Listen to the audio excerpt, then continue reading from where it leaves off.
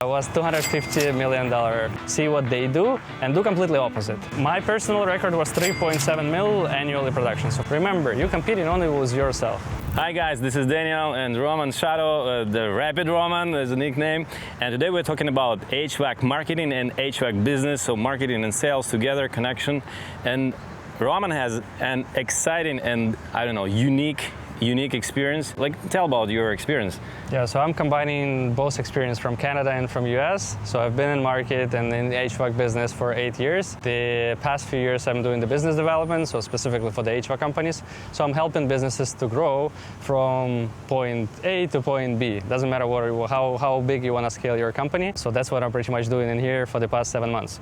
So I touch base a little bit of market in Florida versus Canadian experience, which I have a lot of it. So yeah, just will tell you the stories of how to operate the business. Let's highlight numbers. So Roman has experience of scaling company from, I don't know, 0 to $250 million. Yeah, so the last company, the past few companies back, was $250 million. They sold it. So the last company I worked in Canada, we did $40 million from Facebook ads on its own, on marketing perspective, and the company did it for 9 months. So 9 months gross sale in 9 months. Yeah. Yeah, that's amazing. So let's talk about this kind of experience, and also let's compare what is the difference. How do you approach right now this local marketing in Miami? Tell your opinion. What is the biggest problem HVAC companies have? It's a lead generation. So without the leads, yeah, you cannot scale any business without the lead. Then the CSR, the conversion for the appointment setters. So the appointment setter has to be sharp in order to convert whatever leads, small amount you're getting currently, into confirmed appointments. So you keeping your cost per close lower, cost per lead lower, you have to have the right strategy marketing-wise. So Facebook at the current moment is the biggest advantage of small cap HVAC companies who are trying to improve the gross sale for the business. So I would highly suggest Facebook and Instagram combined. Yeah, from which size of the company would you recommend that? Doesn't matter. Like if you can be as small as $0 you just open, or you can be as big as 10 mil, there is never enough.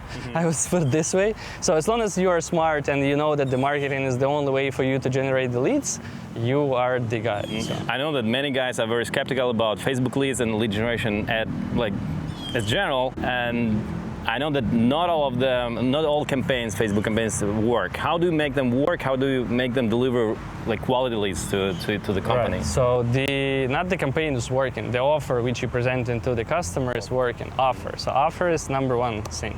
So your offer has to be outstanding. So it has to stand out from whatever people advertising. So just do the competitive analysis of whatever businesses around you, see what they do, and do completely opposite. So find this small, key point which is gonna make you feel differently, which makes the customer feel differently about you, and just pivot that direction. In my personal experience, the best traction right now, conversion and everything, is the live videos from the people who might work in your company. Just find some pretty girl, record some live videos about how your office operates, introduction. Separate the build branding of the brand and the offers 60-40. So work 40% on your brand, just to show people who you are, what do you do, which people work with, record some videos with installation, customers, etc. And the 60% should be the offers which you're gonna present. Facebook has an amazing offer and the amazing ability to track the views, collect them in one package, and then retarget them with the offers. So that's what the 40% job is. You spend your marketing budget on 40% views only, which is, by the way, cheaper, if I'm not wrong, than the offers on its own to see so you're getting more attention and more views. Then you collect those people and then you retarget them with the offers. You do this first time, second time, 3 times. On the 4th time, they finally book an appointment. And those people who saw you already, they already feel like they know you. Trust is there, everything is there, so you can definitely close them after. Cool. So the first big issue what every HVAC should solve is the lead generation, and we just talked about that. Let's move further. So then what should we do with the leads which we got? Yeah, so you have to have amazing CSR. So after you get in the lead, CSR, what is that? Just CSR is the call center operator who is booking your appointment. So it's a dedicated person who is just doing the appointment set. So they booking the appointments leads for you. So as soon as you receive the lead, your response time has to be fast, because usually people do the leads after hours. So it's usually 5 to 9 p.m. This is a life hack. Yeah, this is not a life hack, but this is very important thing. This is important. So you have to have someone after hours for those 5 hours, 4 hours, whatever you can do. The good person who has the track of the booking quality leads after hours. So after you book them, you call them right away as soon as the leads comes in, you book them into your calendar, and you attend them the next day if the customer is available. Weekends, gold. Friday after 4, after 5 is gold time. It's a prime time basically for bookings. And for the appointments as well, because weekends both homeowners are at home, so you can basically, both decision makers are there, you there, offer is there, everything is beautiful, so all the stars align, and that's the install. Yeah, think about if you have this kind of system in place. And what about the Sunday, by the way? Sunday is the favorite day. Even from Toronto, all my agents and everybody who I work with love Sundays, because there is less traffic on the roads, both homeowners are at home, so it's way easier to go through the city and do more appointments in shorter period of the time, because you don't have to be stuck in traffic. And again, both are there. So both do the husband and wife. Yeah, there is no objection. I need to talk to my wife because wife is right there. So you eliminate 1 out of 5 main objections you have in the house. So let's go through the funnel further. We got a lead, we got an appointment with the help of the call center, the CSR. Then what's happening there on the... So then the sales guy goes there. He presenting the offer. So you have to be well prepared, and you have to use the CRM to present your offer properly. If it's an elderly agents who you use, they might use the paper still, but the young generation and everything pivoted right now to electronic. So you presenting the offer on the iPad, so every sales guy has an iPad with a CRM in it, so you can present the offers to the customer on the screen. Always offer minimum 3 options, good, better, best. Better 4, 5, whatever option you can get your hands to. Utilize, if you're in the US, the government rebates right now. There is a federal tax rebate of $2,000 for high efficiency air conditioners. So if people have heating, cooling, it's a heat pump system, so it's an inverter system. So people can get the better equipment, get $2,000 back, like a kickback. Installation, combine your business with some additional services, which you can do the cross-sell and get some money out of it as well. So installation works great. Again, $1,200 rebate right now from the federal government. So in total, you have $3,000 budget to advertise and works and pivot your business towards that direction. That's a great idea. Just write it down. Let me pause here for a second. When I started talking to HVAC owners, I realized that most of the real insights are not on YouTube yet. There are inside conversations like this, and this is why I'm documenting everything I can. If this kind of content is valuable to you, hit that like and subscribe. It tells YouTube to show you more of it. And we will keep going deeper while building our HVAC American dream together. Okay, where we at? We're at home, yeah? So yeah, we are at home. We got to the home. We have presented like how do you play this game at home? If you want to close them right on the spot, or if you send them... So usually, always, everybody likes to close on the spot, but it's not always possible for multiple reasons, right? Price might be not too high, the wife is not there, they want to collect a few other quotes, which is completely fine, let them go. So what I would suggest to my guys, and what I used to do in my personal experience, I'm working with 3 no's. So your main job is to work with 3 objections. So 3 objections, you slightly pitching them again, without breaking that golden rule of do not over push. Because if you're gonna be too pushy, you're gonna lose the sale regardless, even if your offer was the best and you didn't decide to let them go, they're gonna be gone forever. So the main job, 3 no's, try to close them on those three no's. If the 3 no's rule didn't work, let them go. As long as you live in the house with amazing impression about you, company, and the offer, the chances for you to close them on the follow-up is super high, versus if you over push, still got the same no at the end, but you lose the deal after because they went with somebody who didn't push them so hard. So this is the golden part. Then promise the customer something else. None of the companies doing above and beyond service. What does it mean? So nobody from sales guys, I'm pretty sure guys, it's related to you as well, and nobody's coming back to the customer house to do the post-inspection. So let's say you install the equipment. So why for you not to go back and promise them an initial sale that you are gonna be the only one guy from the HVAC guys who they know, they're gonna come to your house and explain you how to reset the system, how to control the temperature. If you give the new thermostat, explain how the thermostat works. What it gives you as well as the customer is a peace of mind that you are the guy who he need to use in the future for all his relatives, so referrals for you, great impressions about the company for the customer, great feelings about decision he made about the product you sell, and then you can gain more business. So you can ask for more referrals while you're in the house doing that because the trust is there.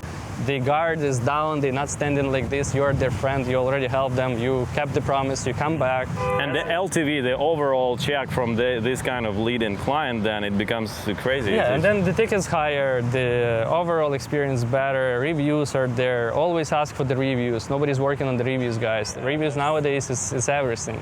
So marketing is everything. People are not realizing that without the marketing, you cannot do anything nowadays. So basically, if you don't have leads, you don't have production. Think about it this way. If you do the 10 installs for 10 grand ticket, that's you over the mill production annually. To do the 10 installs a month with a great marketing team is super simple. Just to give you simple explanation, a simple example, from the company which did 40 mills in the gross sale for 9 months, we were receiving 250 leads a day, from which was 100 confirmed appointments for next day. So they were able to feed good 30, 40 sales guys every day consistently, and they're doing it still till now. Summertime they were closing 7 mil a month on the same team, so I'm still getting some kind of reports and feedback when everything goes well. So yeah, that's incredible. So if you do invest in the marketing, not $1,000, $2,000, if you have a budget 10 grand plus, your ROI is going to be 10 times higher than you invested. So don't be afraid to invest in the marketing, because marketing is everything. That's true, 100%. And what about the lower numbers? Let's say, I'm sure that not everybody understands this kind of like 250 leads per day. Let's say if a company is smaller, 7 figures, they do a couple of millions in revenue annually. Right. Let's talk about the numbers for this kind of company. With the right offer, you can spend the slowest 5 grand a month on the marketing without the marketing company fees, and you can still get closer to 200K production a month.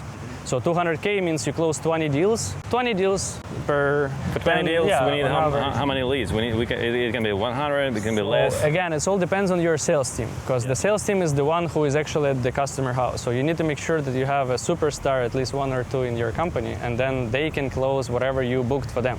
Because you can get 300 leads a week, and you have sales team which is not doing the work, you're not going to close anything.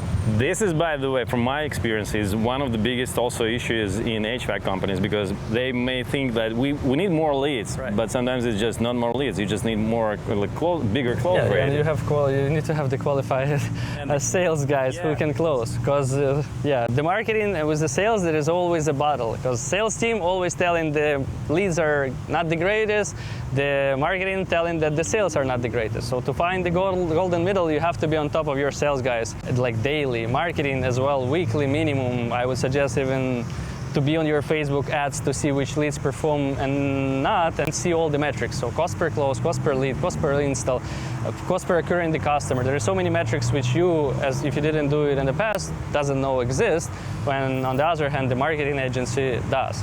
So again, being on Daniel and Netrocket, and I've seen what the guys are doing, I'm impressed with my experience, what I've seen in the past, because they are very knowledgeable, and that's why we're doing this, what we're doing today, because I want to share my part, but I want to also give a credit to Daniel, because they're amazing guys. Yeah, thank you for that. And let's talk about numbers. So we will maybe inspire somebody. How much was your highest rate of sales rate, and also other guys? So my personal record was 3.7 mil annually production, so for a year. My best friend did 4.2 mil personal production a year. So 2 guys, let's say 2.5 or 3 guys can close sales for 8 figures. Yeah, so 2, 3. So usually the really good sales guy, that's I did once, not every year it was repeating, but minimum was 2 mil. That was minimum. For the good sales guy, minimum 2 mil, it has to be like minimum barrier. Because you have a months when you do 400,000 a month, you have a months when it dips to 150. We're calling it low average. So low average in 2 to 3 mil, that's a superstar you have. So with two sales guy, you can have already the multiple seven figures turnover. Like, yeah, you can do like 5 mil with two good guys, 5 mil easily. If you have 3 superstars, it's more. What about the owner, the founders? Are they the best sales guys in their team, let's say, or like what's your opinion? The owner responsibility is to manage the business. So if you want to scale your business, you cannot do everything by yourself. You have to delegate the process to the teams specifically trained to do the work. So you need to have a good operation manager, CSR, call center, dispatcher. Like, depends which company level you are in right now, and depends which direction you want to go for. You have to have the right people in the right places. Only then you can scale. If the owner trying to do sales by himself, he's never going to scale because you have only 12 hours in a day to do, and you have very little of time.